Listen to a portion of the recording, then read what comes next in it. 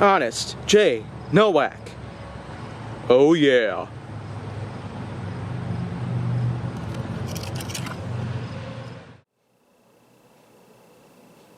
A pleasure to meet all at last, and welcome back to Flying with the Foam on HJN. Now today's subject, today's blaster, is mostly going to be something a little bit different, because after all, I've already talked about a few blasters from the same sort of lineup that this one's going to be from. We're at number 634, and here it is. Another edition in the more recent Super Series, Elite 2.0.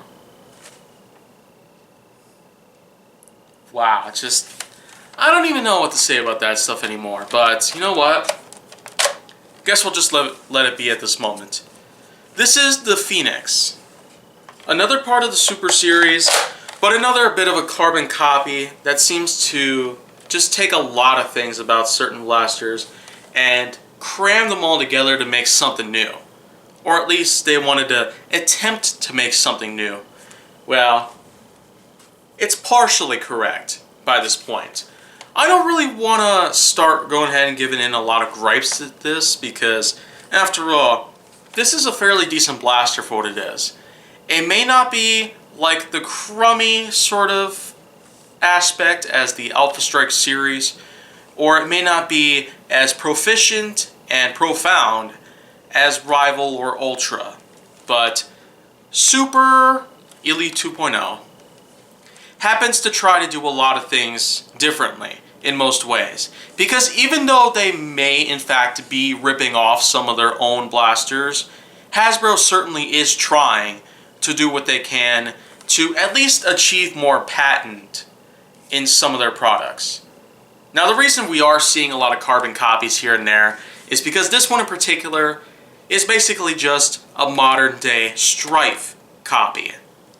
Because it still utilizes a 6-star clip, it still utilizes a few AA batteries to power up its motorized functions.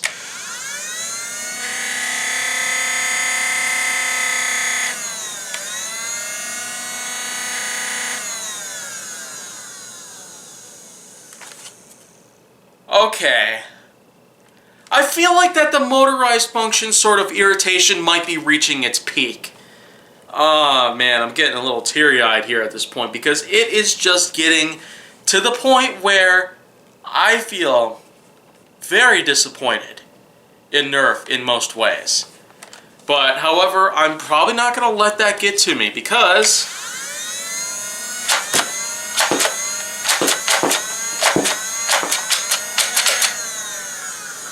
well, you know what? This thing actually does perform pretty good. Because if you heard about my talk on the FOSSA, or Flight CS10, which was basically the first Alpha Strike blaster iteration of a motorized blaster, then you could basically find out that I pointed out that the FOSSA itself was not necessarily top of the line because, after all, Hasbro seems to be a bit difficult when it comes to making blasters in cheaper quality because that's typically their tradition.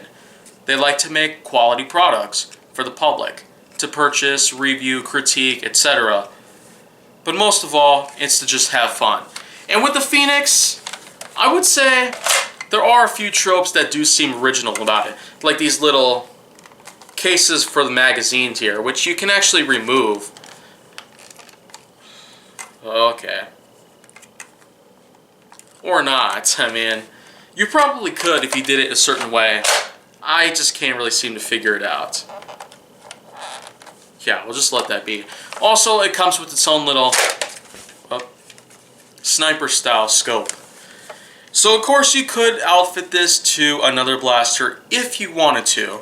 Same thing goes with the magazines. I mean, a lot of things that are detachable, you might as well see if you can experiment a little bit. Make your own sort of Nerfenstein project.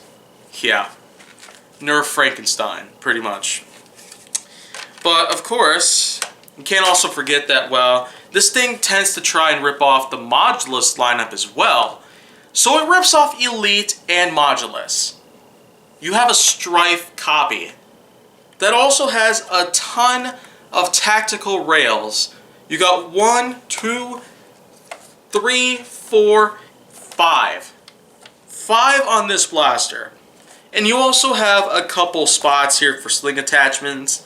Except, well, this one in particular right here is pretty small. You probably can't really sling it on that easily, let alone hang it on the wall by the grip right here, because typically the types of pegs that I use are a little bit thick, just so they're sturdy enough to hold multiple blasters at once. So that's usually why I'd hang it up like this. And it doesn't look bad in any way. But overall, for a Super Blaster, this also seems to have a few cheap qualities to it and tropes that also seem to rip off some of Hasbro's own past marketed products out there. But overall though, I'd say this is actually fairly decent. But if only it weren't for the sort of cheapness that we usually have here with most Nerf products today. Also with the motorized sound that you can hear.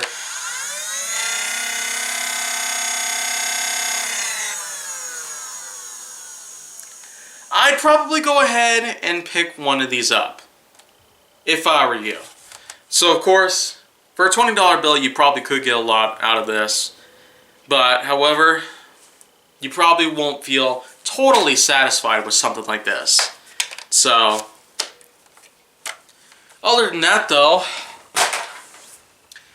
the Super Phoenix, probably a good pick if you were to get some starting point out there in the Nerf community. If you wanted to build up your own collection of Nerf blasters like I've been doing all this whole entire time, then well, I'd suggest that you go ahead and try it out at some point. You may not be able to find too many Nerf blasters out there nowadays, especially with all the shells being cleared out because of all the marketing demands and economical stir-ups that have been taking place. But in any ways possible, if you can find a way to get your hands on something like this, then well, I'd suggest that you go for it while you still can.